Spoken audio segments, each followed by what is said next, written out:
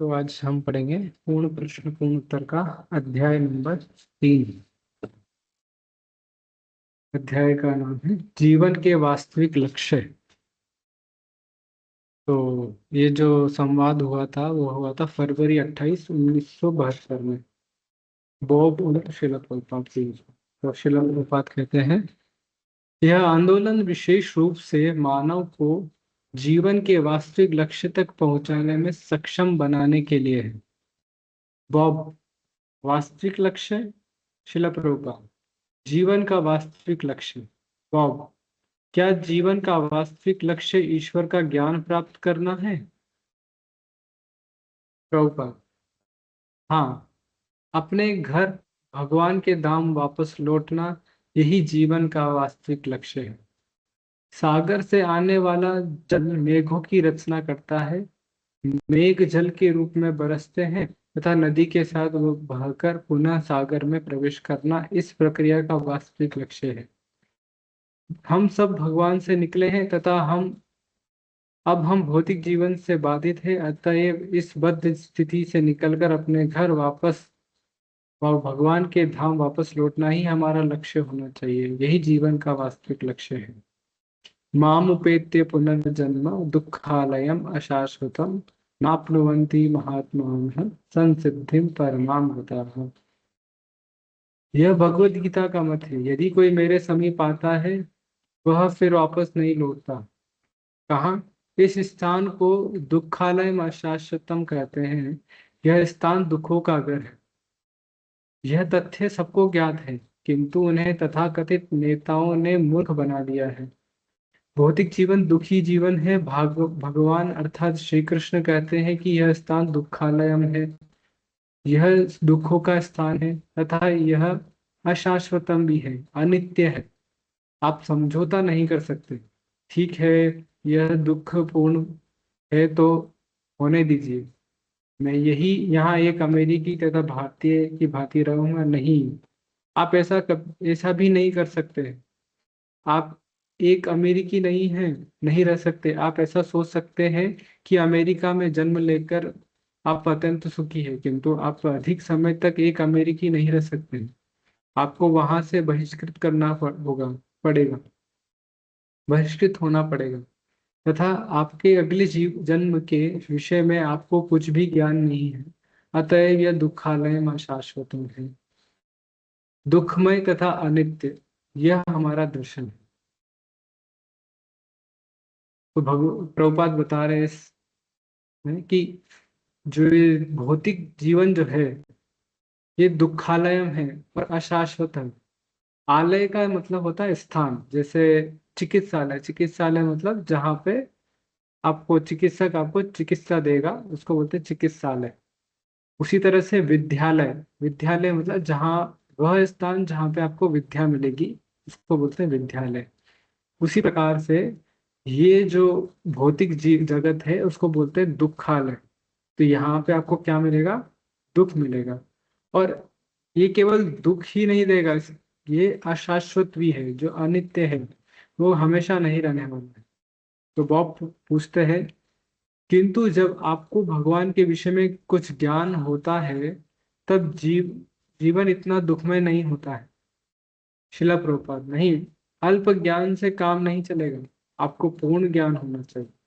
जन्म कर्म च मे दिव्यम एवं यो वेत्ति तत्वतः। तत्वतः का अर्थ है पूर्ण रूप से। भगवत गीता में पूर्ण ज्ञान की शिक्षा दी जा रही है, अतः हम मानव समाज में प्रत्येक व्यक्ति को भगवत गीता यथारूप को सीखने तथा अपने जीवन को पूर्ण बनाने का अवसर प्रदान कर रहे हैं।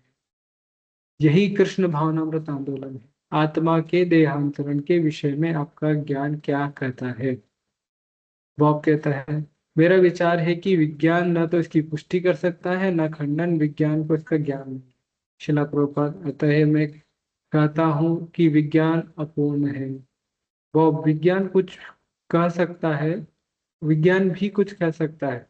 विज्ञान में कहा गया है कि ऊर्जा का कभी नाश नहीं होता, उसका रूपांतरण होता है। शिला प्रभुपाद, हाँ, वह ठीक है, किंतु विज्ञान को यह ज्ञात नहीं है कि भविष्य में ऊर्जा किस प्रकार कार्य कर रही है। ऊर्जा किस प्रकार पर व्यपवर्तित होती है।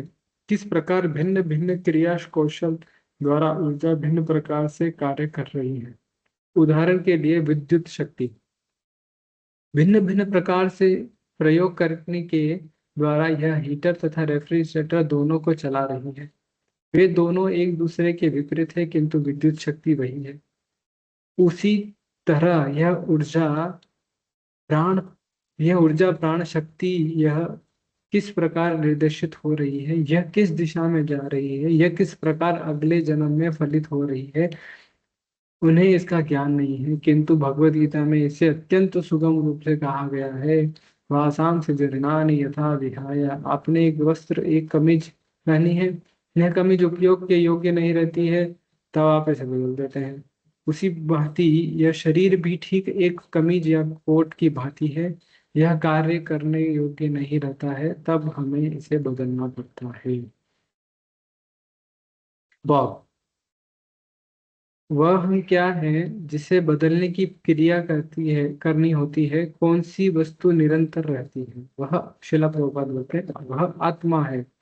बॉब एक जीवन से अगले जीवन तक, शिला प्रभुपाद वह आत्मा है। मैं कौन सा आप बोल रहा है, आप बोल रहा है, आप कौन सा मैं बोल रहा है, उसका परिचय है आत्मा। बॉब मैं आत्मा आपकी आत्मा से भिन्न है, मेरी आत्मा आपकी आत्मा से भिन्न है। शिला प्रभुपाद हाँ, आप एक व्यष्टि आत्मा है, मैं एक व्यष्टि आत्मा। बॉब आपने स्वयं को कर्म के प्रभाव से विलग कर लिया है। यदि मैं स्वयं को कर्म के प्रभाव से विलग कर लूं तो हमारे आत्मा अभिन्न रहेंगे या भिन्न रहेंगे। शिला प्रभुपाद सब जीवों में एक ही गुण धर्म वाला आत्मा रहता है। वर्तमान क्षण में यह आप जीवन की एक निश्चित धारणा के अंतर्गत है, तथा यह आपके देशवासी कृष्ण भावना भावित भक्त जीवन की एक निश्चित धारणा के अंतर्गत थे, किंतु प्रशिक्षण के द्वारा उन्होंने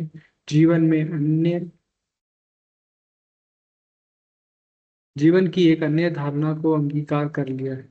अतः चरम प्रशिक्षण है कि कृष्ण भावना भावित किस प्रकार बना जाए, वही पूर्णता है। बॉब यदि दो व्यक्ति कृष्ण भावना भावित हो तब क्या उनका आत्मा एक प्रकार का ही होता है। शिला प्रभुपाद आत्मा सदैव समान ही होता है। वह प्रत्येक व्यक्ति में, क्या प्रत्येक व्यक्ति में वह यह वैसा ही होता है। हाँ। बॉब दो भक्तों की ओर इंगित करके, यदि ये दोनों कृष्ण भावनामय है तब क्या इनकी आत्मा समान है। शिला प्रभुपाद आत्मा समान होता है, किंतु सदैव ही व्यक्तिगत होता है। यदि कोई व्यक्ति कृष्ण भावनामय न हो तब भी, उदाहरण के लिए आप एक मानव है, मैं भी एक मानव हूँ, यदि मैं ईसाई नहीं हूँ तथा आप हिंदू नहीं हैं तब भी हम मानव हैं। इसी भांति आत्मा कृष्ण भावना भावित हो सकता है अथवा नहीं भी हो सकता है, इसमें कोई अंतर नहीं पड़ता, किंतु आत्मा तो आत्मा ही है। क्या आप इस विषय में मुझे और अधिक बता सकते हैं। शिला प्रभुपाद विशुद्ध जीवन सत्व के रूप में समस्त आत्माएं बराबर है। एक पशु में भी अतः कहा गया है पंडिता समदर्शिनः। जो वास्तव में पंडित है वे बाह्य आवरण को नहीं देखते हैं, चाहे वह पशु में हो अथवा मानव में। वाह क्या मैं इस पर एक प्रश्न कर सकता हूँ। शिला प्रभुपाद हाँ। वाह मैंने आत्मा को भगवान के अंश के रूप में माना है। कभी कभी मुझे लगता है कि मैं भगवान को अनुभव करता हूँ। मैं यहाँ हूँ और आप यह कह सकते हैं कि भगवान यहाँ है। अतः यदि आत्मा मेरे अंदर है तब क्या मुझे अपने अंदर भगवान को अनुभव करने में समर्थ होना चाहिए। संपूर्ण भगवान नहीं, मेरा तात्पर्य है कि एक भगवान का एक अंश। बॉब किंतु मैं अपने में भगवान को अनुभव नहीं करता हूँ, किंतु भगवान यहाँ हो सकते हैं। विलग मुझसे विलग क्योंकि क्योंकि मेरा आत्मा भगवान का अंश है, अतः क्या मुझे अपने अंदर भगवान की अनुभूति होनी चाहिए? शिला प्रभुपाद, हाँ, भगवान अंदर भी है, भगवान सर्वत्र है, भगवान अंदर है, बाहर भी है, यह ज्ञात होना चाहिए। वाह।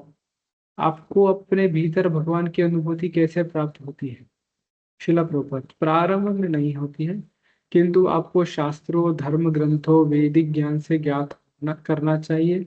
उदाहरण के लिए भगवत गीता 18.61 में कहा गया है, ईश्वर सर्वभूतानां हृदयेशे अर्जुन तिष्ठति। भगवान प्रत्येक प्राणी के हृदय में परमाणु चयांतरस्थम, भगवान प्रत्येक अणु में भी है। यह प्राथमिक ज्ञान है। तत्पश्चात योगिक प्रक्रिया में से आपको इसका साक्षात्कार करना होता है। योगिक प्रक्रिया, हाँ। क्या हरे कृष्ण जप का जप ऐसी ही एक प्रक्रिया है? शिला प्रभात, हाँ, यह भी एक योगिक प्रक्रिया है। इस इस ज्ञान का अनुभव करने के लिए, अंदर आत्मा का अनुभव करने के लिए मुझे किस प्रकार की योगिक प्रक्रिया करनी चाहिए? तो इस अभी तक हमने समझा है। तो बॉब पूछना चाह रहे हैं कि जो आत्मा है, सभी के अंदर जो आत्मा होती है, क्या वो एक ही है? तो प्रभुपाद बताते हैं कि सभी का जो आत्मा है वो समान ही होता है, पर व्यक्तिगत रूप से वह अलग अलग होता है, इंडिविजुअल होता है। मेरा आत्मा एक है, उसके जो गुण है, मेरे आत्मा के जो गुण है, और आप दूसरे जो व्यक्ति है उसके आत्मा के गुण जो है वो समान ही होते हैं। उनके जो सभी गुण जो है, जैसे जो 78% जो गुण है वो सब सेम ही समान होते हैं। परंतु वो जो है व्यक्तिगत होता है, अलग अलग होता है। ऐसा नहीं कि जब हम एक ही विषय के बारे में अगर कोई सोच रहा है, जैसे मैं कृष्ण भावना भावित हूँ और अगर आप भी कृष्ण भावना भावित है, तो हम दोनों का आत्मा समान हो गया और मर्ज हो गया, एक दूसरे में विलीन हो गया, ऐसा नहीं होता है। तो कैसे हम जो है, फिर आगे वो पूछता है कैसे हम भगवान को अपने अंदर देख सकते हैं, उनकी अनुभूति कर सकते हैं। तो उसकी प्रक्रिया प्रभुपाद यहाँ पे बता रहे हैं। शिला प्रभुपाद, हाँ, यौगिक प्रक्रिया अनेक है, किंतु इस युग के लिए यह प्रक्रिया अत्यंत उत्तम है। क्या प्रक्रिया? कीर्तन। हाँ, इसके माध्यम से मैं भगवान को न केवल बाहर अपितु अंदर भी अनुभव कर सकता हूँ। शिला प्रभुपाद, आप भगवान विषयक प्रत्येक तथ्य समझ जाएंगे कि भगवान किस प्रकार अंदर है, किस प्रकार भगवान बाहर है, तथा भगवान किस प्रकार कार्य कर रहे हैं, सब कुछ स्पष्ट हो जाएगा। सेवा की इस प्रवृत्ति से भगवान स्वयं को निरावरण कर देंगे। आप अपने प्रयास से भगवान को नहीं समझ सकते हैं, यदि भगवान स्वयं को प्रकट करे तभी आप उन्हें समझ सकते हैं। उदाहरण के लिए, जब रात्रि में सूर्य आपकी दृष्टि से ओझल रहता है, तब आप इसे दीपक के प्रकाश अथवा अन्य किसी प्रकाश के द्वारा नहीं देख सकते, किंतु प्रातः काल आप बिना किसी दीपक के प्रकाश के स्वयं सूर्य को देख सकते हैं। इसी भांति आपको ऐसी स्थिति का निर्माण करना होता है, स्वयं को ऐसी स्थिति में डालना होता है जिसमें भगवान प्रकट हो जाए। ऐसा नहीं है कि किसी विधि से आप भगवान से कह रहे हैं कृपया आइए, मैं आपको आपके दर्शन करूंगा, नहीं, भगवान आपके आदेश वाहक हैं। तो प्रभुपाद बताना चाह रहे हैं, भगवान को हम किसी विधि के माध्यम से नहीं देख सकते। ऐसा कुछ एक पर्टिकुलर कोई विधि नहीं है जिससे हम भगवान को देख सकते हैं। ये उसी प्रकार है जैसे सूर्य सूर्य को हम रात्रि में नहीं देख सकते। तो अगर आपको सूर्य को देखना है, तो आपको सुबह का जो है, प्रातः काल का जो है, वेट करना पड़ेगा, उसका इंतजार करना पड़ेगा। जब वो प्रातः अपने आप आएगा, प्रातः काल होता है, सूर्य अपना उदय होता है, तब आप उसको देख सकते हैं। तो ये आप अपना किसी उपकरण के माध्यम से सूर्य को नहीं देख सकते। उसी प्रकार से हम जो है भगवान को अपने किसी विधि के माध्यम से नहीं देख सकते। हमें कुछ ऐसी स्थिति प्रकट करनी होगी जिससे भगवान जो है, ऐसी स्थिति में हमें डालना होगा जिससे भगवान जो है हमारे सामने प्रकट हो जाए। वाह। वे अपने आप को प्रकट करें, इसके लिए आपको भगवान को प्रसन्न करना होता है। क्या यह ठीक है? शिला प्रभुपाद, हाँ। श्याम सुंदर, हमें यह कैसे पता चले कि भगवान को कब प्रसन्न कर रहे हैं? शिला प्रभुपाद, जब हमें उनके दर्शन हो तब आप समझ जाएंगे। ठीक वैसे ही जैसे जब आप भोजन करते हैं तब आपको किसी भी किसी से पूछने की आवश्यकता नहीं पड़ती कि आपको शक्ति का अनुभव हो रहा है या नहीं, अथवा आपकी शुद्धा संतुष्ट हो गई है या नहीं। जब आप भोजन करते हैं तब आप समझ जाते हैं कि आपको शक्ति का अनुभव हो रहा है। आपको किसी से पूछने की आवश्यकता नहीं होती है। इसी भांति यदि आप वास्तव में भगवान की सेवा करें तब आप समझ जाएंगे भगवान मुझे आदेश दे रहे हैं, भगवान है, मैं भगवान के दर्शन कर रहा हूँ। एक अथवा भगवान के प्रतिनिधि के, हाँ, यह अधिक समान असमान है। शिला प्रभुपाद, आपको भगवान के प्रतिनिधि के माध्यम से जाना पड़ता है। यस्य प्रसादात भगवत प्रसाद है। यदि आप भगवान के प्रतिनिधि को प्रसन्न करते हैं तब भगवान स्वयं ही प्रसन्न हो जाते हैं, तथा इस प्रकार आप उनके प्रत्यक्ष दर्शन कर सकते हैं। वाह! भगवान के प्रतिनिधि को किस प्रकार प्रसन्न करें? शिला प्रभुपाद, आपको उनकी आज्ञा का पालन करना चाहिए, बस यही। भगवान के प्रतिनिधि गुरु हैं, जो वे आपको यह वह करने को कहते हैं। यदि आप वैसा करें तो यह प्रसन्न करना होता है। यस्य प्रसादान यस्य प्रसादान न गति कुतोपि। यदि आप उन्हें अप्रसन्न कर दें तब आप कहीं के भी नहीं रह जाते हैं। अतएव हम गुरु की उपासना करते हैं। साक्षात धरित्वेन समस्त शास्त्रे उक्तस्तथा भाव व्यक्त एव सद्भिः। गुरु को भगवान के रूप में स्वीकार करना चाहिए, समस्त शास्त्रों का यही आदेश है। वो गुरु को भगवान के प्रतिनिधि के रूप में स्वीकार करना चाहिए। शिला प्रभुपाद, हाँ, गुरु भगवान के प्रतिनिधि है, गुरु कृष्ण के बहिरंग रूप है किंतु कृष्ण की अवतरित होने वाले अवतारों से भिन्न। हाँ, जब वे पृथ्वी पर आते हैं तब कृष्ण अथवा चैतन्य महाप्रभु के बहिरंग रूपों से गुरु का बहिरंग रूप किस प्रकार भिन्न होता है? शिला प्रभुपाद, गुरु कृष्ण के प्रतिनिधि है, अतएव गुरु कौन है इसके लक्षण हैं। सामान्य लक्षणों का वर्णन वेदों में किया गया है। मुंडक उपनिषद। तद विज्ञानार्थम सगुरुम एवा विगच्छेद अमित पाणी श्रोत्रियम ब्रह्मनिष्ठम। किसी गुरु को गुरु शिष्य परंपरा में से होना चाहिए तथा आप उनको अपने आध्यात्मिक गुरु से वेदों के विषय में पूर्ण रूप से श्रवण किया होना चाहिए। सामान्यतः गुरु का लक्षण यह है कि वे एक आदर्श भक्त होते हैं, बस यही, तथा वे कृष्ण के संदेश का प्रचार करके उनकी सेवा करते हैं।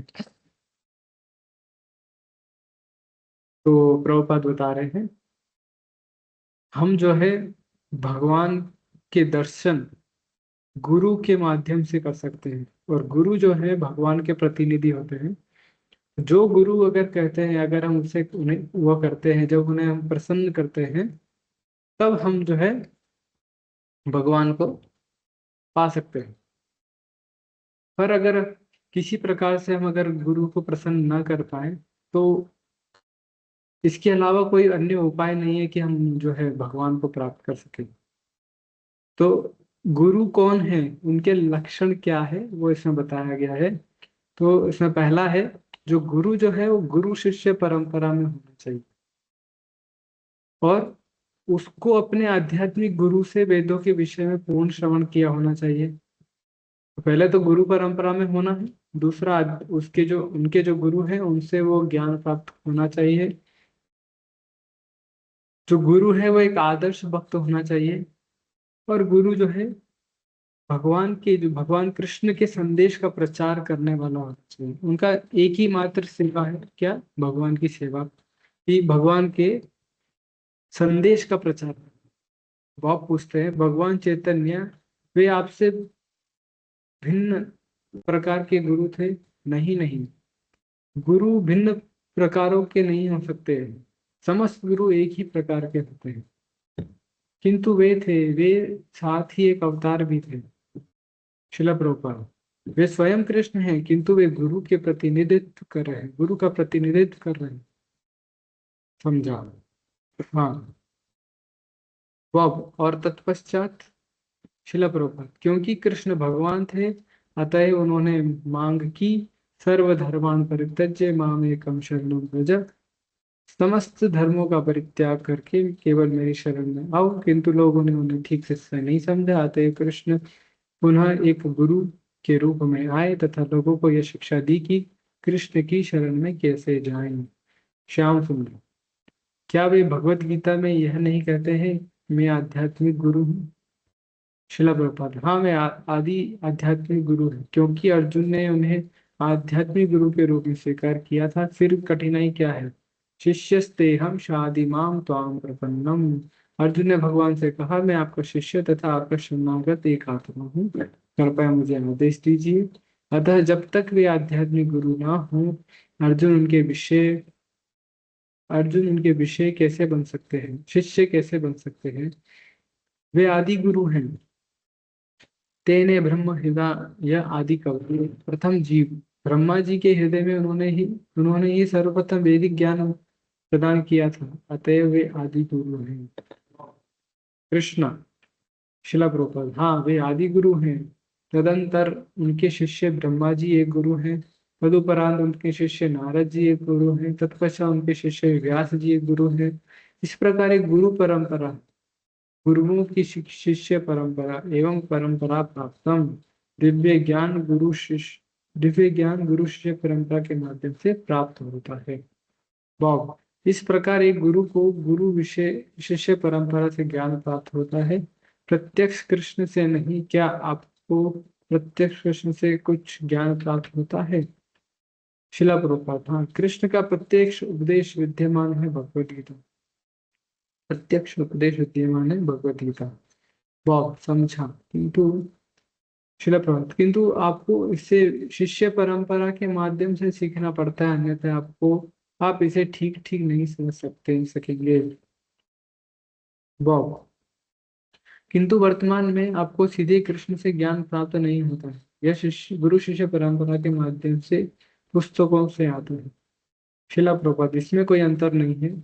मान लीजिए कि मैं कहूँ यह एक पेंसिल है, यदि आप इस किसी से कहें यह एक पेंसिल है तथा यदि वह अन्य किसी व्यक्ति से कहे यह पेंसिल है, तब उसकी उपदेश तथा मेरे उपदेश में क्या भेद है? वाह। क्या कृष्ण की दया आपको अभी यह जानने की अनुमति देती है? शिला प्रभुपाद आप कृष्ण की दया को भी ले सकते हैं, इतना केवल केवल इतना होना चाहिए कि यदि कि केवल इतना होना चाहिए कि उसे यथारूप दिए जाए। ठीक वैसे ही जैसे हम भगवत गीता की शिक्षा दे रहे हैं। भगवत गीता 18.66 में कृष्ण कहते हैं सर्वधर्मान् परित्यज्य मामेकं शरणं व्रज। धर्म के अत्यंत अन्य समस्त प्रकारों का परित्याग करके केवल मेरी शरण में आओ। अब हम कह सकते हैं कि तुम सर्वस्व त्याग कर कृष्ण की शरण में जाओ, अतएव कृष्ण के उपदेश तथा हमारे उपदेश में कोई भेद नहीं है, कोई परिवर्तन नहीं है। अतः यदि आपको उस पूर्ण रीति से ज्ञान प्राप्त होता है तब वह प्रत्यक्ष कृष्ण के उपदेश प्राप्त करने के समान ही है, किंतु हम कुछ परिवर्तन नहीं करते हैं। तो अब जब मैं आदर एवं निष्ठा पूर्वक कृष्ण की स्तुति करता हूँ तब क्या कृष्ण मेरी स्तुति सुनते हैं? शिला प्रभुपाद हाँ, मुझसे उन तक। शिला प्रभुपाद हाँ, क्योंकि वे आपके हृदय में हैं, अतः चाहे आप स्तुति कर रहे हो अथवा नहीं, वे सदैव भी आपकी बात सुनते हैं। जब आप कुछ निरर्थक कर रहे हैं तब भी आपको सुन रहे होते हैं।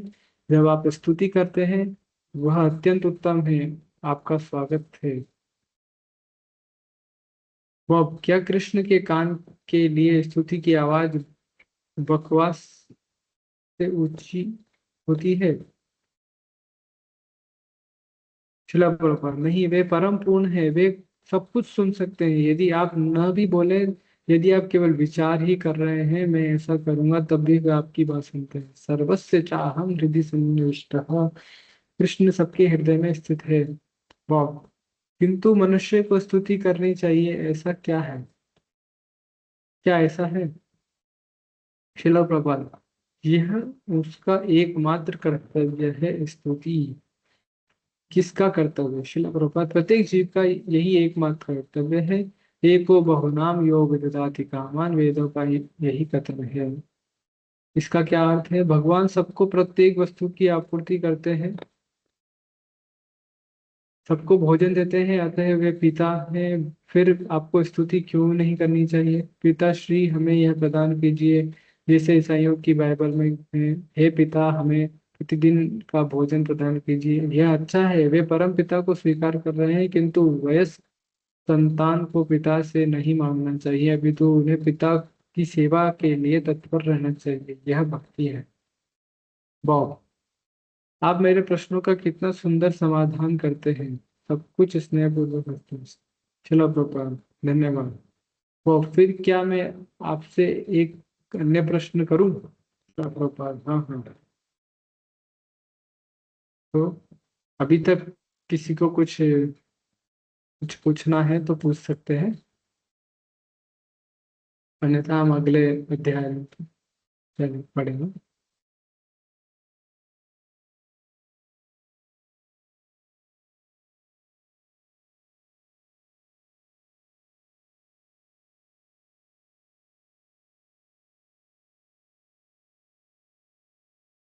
तो आगे बढ़ते हैं।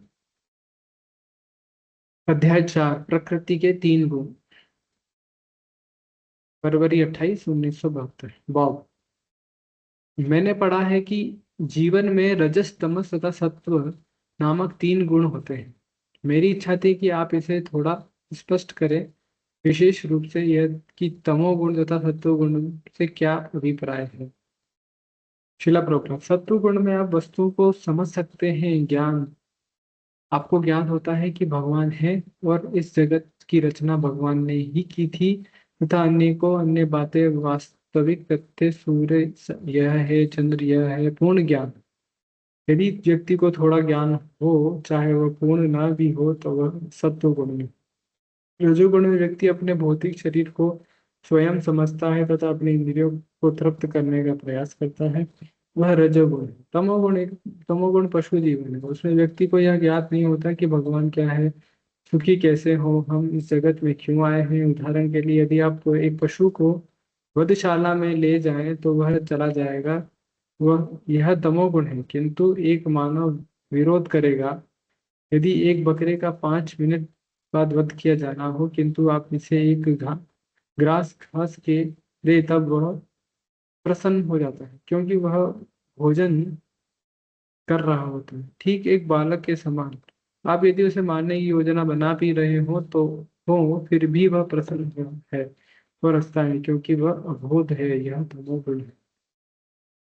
वाह। इस इन गुणों में आपकी स्थिति आपके कर्म को निर्धारित करती है, क्या यह ठीक है? शिला प्रभुपाद, प्रकृति के गुणों के संपर्क के अनुसार आपके कर्म दूषित हो रहे हैं। कारणम गुण संगस्यो सदसत योनि जन्मसु। गुणों अर्थात प्रकृति के गुणों के संपर्क के अनुसार मानव को उच्च तथा निम्न योनि प्राप्त होती है। वाह। फिर छल इत्यादि वह कौन सा गुण है? शिला प्रभुपाद, छल रजस तथा तमस का मिश्रण है।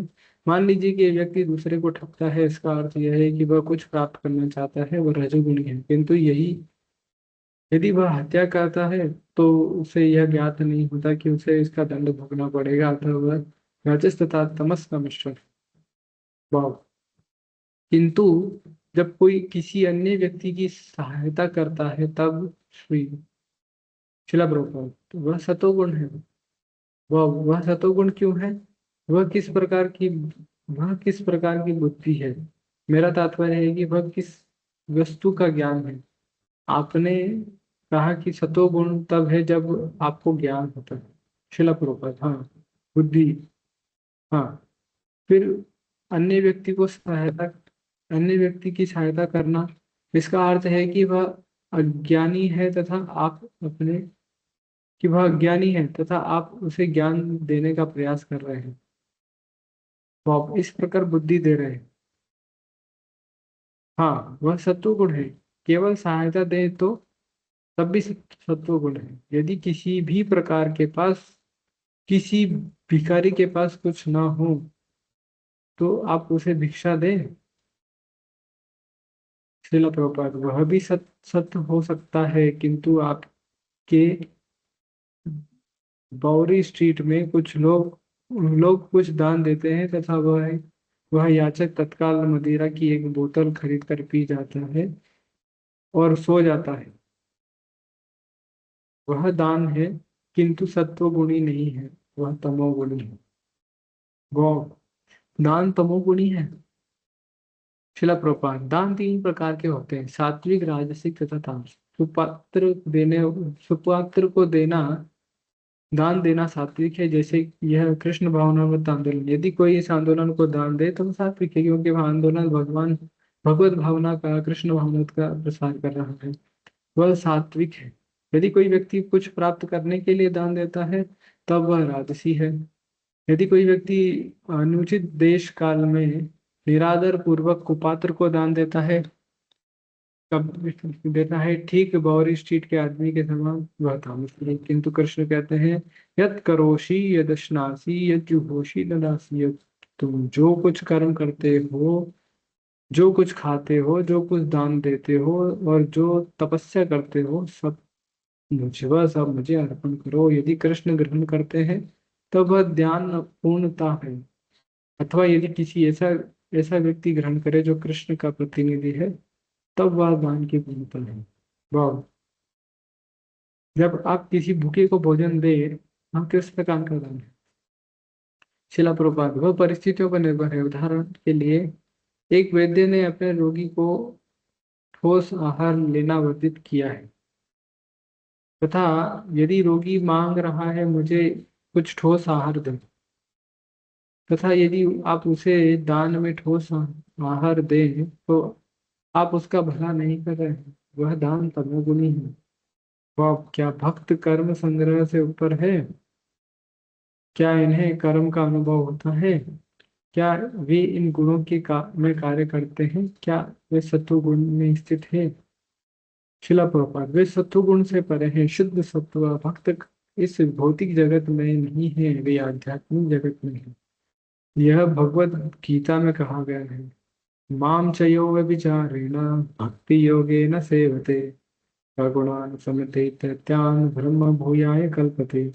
जो पूर्ण रूप से मेरी भक्तिमय सेवा में संलग्न रहता है, जो किसी भी स्थिति में उससे विमुख नहीं होता, वह अविलंब भौतिक प्रकृति के गुणों को पार करके ब्रह्मभूत स्तर पर आ जाता है।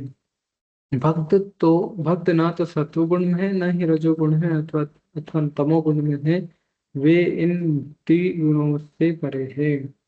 वो जो भक्त अत्यंत निष्ठावान होता है, वह इस स्तर को प्राप्त होता है। हाँ, आप भी भक्त बन सकते हैं जैसे वे बने हैं, ठीक। यह कठिन नहीं है, स्वयं को केवल भगवान की दिव्य प्रेममयी सेवा में लगना होगा, बस इतना ही। वाह, भक्ति से रहित सेवा की क्या स्थिति है। वह सेवा नहीं है, वह व्यापार है।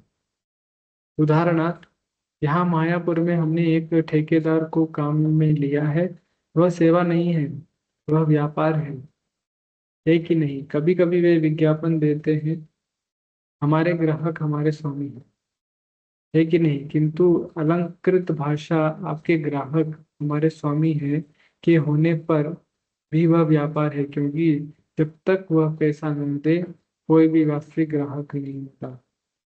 किंतु सेवा वैसी नहीं है, किंतु सेवा वैसी नहीं। चैतन्य महाप्रभु कृष्ण से प्रार्थना करते हैं, तो यथा तथा व विदधातु लंपटो मत प्राण नाथ सुसएव न पर। आपकी जो इच्छा हो करे, किंतु फिर भी आप मेरे आराध्य देव हैं, यह सेवा है। मैं आपसे कोई प्रतिदान नहीं मांगता हूँ, यह सेवा है। जब आप किसी प्रतिदान की आशा करते हैं, तब वह व्यापार हो जाता है। भगवान के विषय में अधिक अधिक ज्ञान तथा भगवान की उपस्थिति को अनुभव करने में और आपके समर्थ होने की मेरी इच्छा है। इसका कारण यह है कि मुझे प्रतीत होता है कि इसके बिना जीवन का कोई अर्थ नहीं है। शिला प्रभुपाद, हाँ, यदि आप इस मानव योनि को खो देंगे तो यह एक महान हानि है। भौतिक अस्तित्व के बंधन से निकलने के लिए जीव को प्रदान किया गया यह एक महान अवसर है। बॉब, मैं अनुग्रहित हूँ कि मैं यह प्रश्न कर सका। शिला प्रभुपाद, हाँ, आप और अधिक सीख सकते हैं। श्री सुत गोस्वामी कहते हैं, मुनयः साधु पृष्ठो हम भवद्भिर्लोक मंगलम यत्कृत कृष्ण संप्रश्नो येनात्मा सुप्रसीदति। हे साधुगण, आपने मुझसे उचित प्रश्न किया है। आपके प्रश्न योग्य हैं, क्योंकि आप उनका संबंध भगवान कृष्ण से है, अतएव वे जगत के कल्याण से संबंधित है। केवल इसी प्रकार के प्रश्न आत्मा को पूर्ण रूपेण संतुष्ट करने के में समर्थ है। कृष्ण संप्रश्न, कृष्ण के संबंध में प्रश्न करना अत्युत्तम है। जब आप कृष्ण के विषय में प्रचार विचार विमर्श तथा श्रवण करते हैं, वह लोक मंगलम है, सबके लिए मांगलिक है, प्रश्न तथा उत्तर दोनों ही। किंतु अभी मेरे घर घर पर मेरे संबंध है, विवाह, मेरी सगाई हो चुकी है। शिला प्रभुपाद, नहीं नहीं, इतने सारे विवाहित हैं। यह विवाहित है, विवाह कोई बाधा नहीं है। मैंने आपको बताया कि आध्यात्मिक जीवन के चार भिन्न भिन्न आश्रम है, ब्रह्मचर्य, गृहस्थ, वानप्रस्थ, संन्यास। अतः ब्रह्मचर्य जीवन के उपरांत व्यक्ति विवाह कर सकता है, किंतु ऐसा करना आवश्यक नहीं है। मनुष्य जीवन का पर्यंत नैष्ठिक ब्रह्मचारी भी रह सकता है, किंतु एक ब्रह्मचारी विवाह कर सकता है। विवाह के उपरांत वानप्रस्थ जीवन है। इसका अर्थ है कि मनुष्य परिवार से किंचित पृथक रहता है। पति तथा पत्नी अलग अलग रहते हैं। उस काल में संभोग नहीं किया जाता है। तत्पश्चात जब मनुष्य परिवार से पूर्ण रूपेण विलग हो जाता है, त्यागी हो जाता है, तब वह संन्यास ग्रहण करता है। वह क्या तब सन्यासी अपने अपनी पत्नी को पूर्ण रूपेण विस्मृत कर देता है? हाँ, यदि आप विस्मरण करने का प्रयास करें तो विस्मरण करना इतना कठिन नहीं है। दृष्टि से दूर, मन से दूर। वैसे ही जैसे मेरी पत्नी, संतानें, पौत्र आदि सब है, किंतु दृष्टि से दूर है, मन से दूर, इतना ही है। अतएव वैदिक प्रणाली द्वारा वानप्रस्थ संन्यास प्रत्येक वस्तु की उत्तम योजना की गई है। किसी को कुछ प्रश्न पूछना है तो पूछ सकते हैं। और 5 मिनट हम पढ़ेंगे।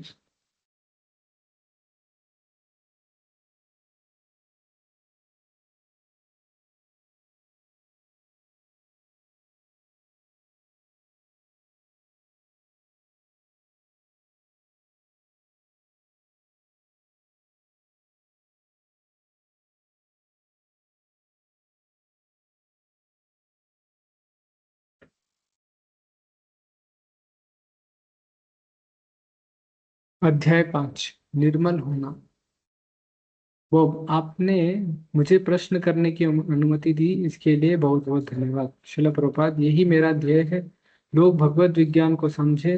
जब तक हम परमेश्वर से सहयोग न करें, हमारा जीवन भ्रमित रहता है। मैंने अनेकों बार यह उदाहरण दिया है कि किसी यंत्र से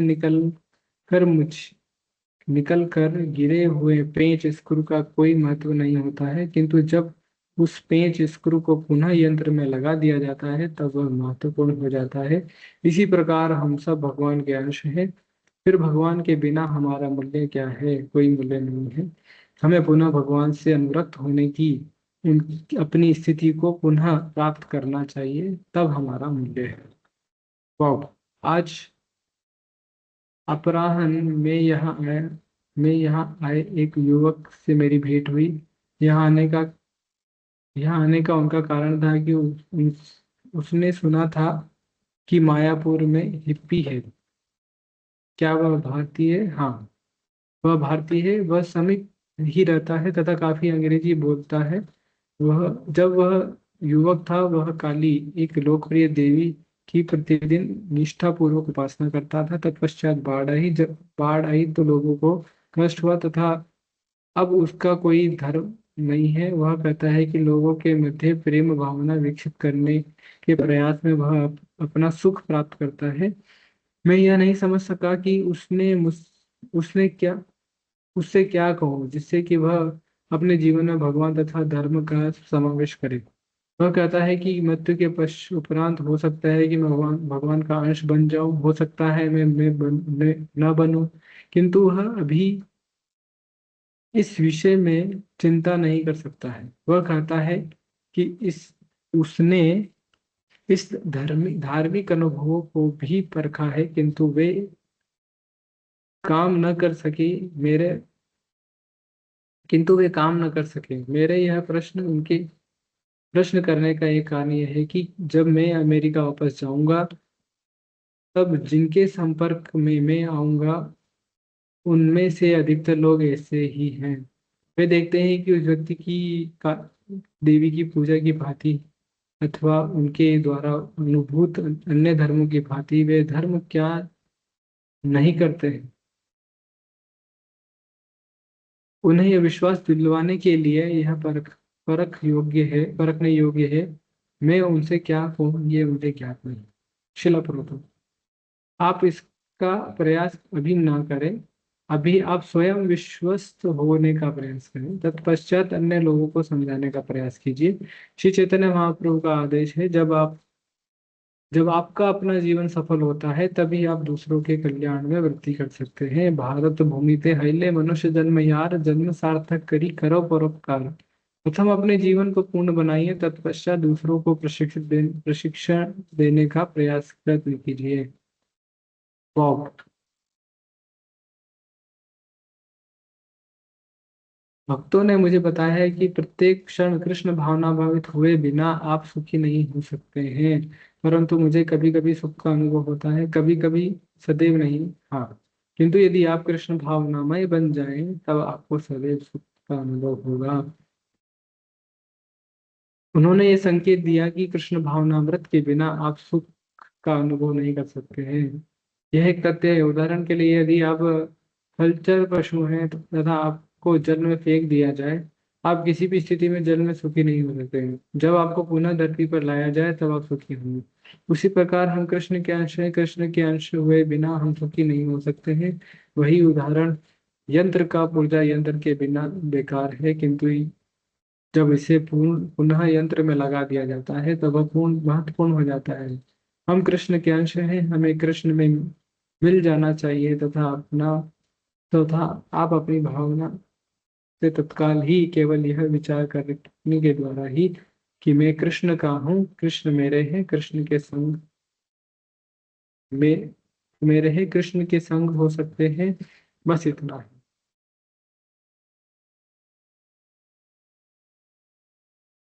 बॉब, हम कृष्ण के अंश हैं।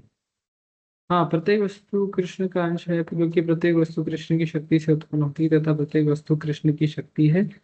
तो अब मैं किस प्रकार स्वयं को भगवान के अधिक निकट अनुभव कर सकता हूँ? मैं कभी कभी मंदिर जाता हूँ, तत्पश्चात चला जाता हूँ तथा मुझे निश्चित रूप से ज्ञात नहीं है कि मैं कितना ग्रहण करने करके अपने साथ ले जाता हूँ। का उत्तर बाद में हम पढ़ेंगे अगली क्लास में। विश्व गुरु श्रील प्रभुपाद की ताई गौर प्रेम।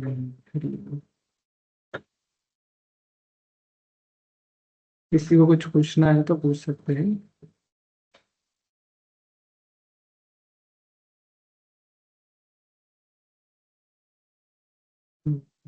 बंद करेंगे क्लास।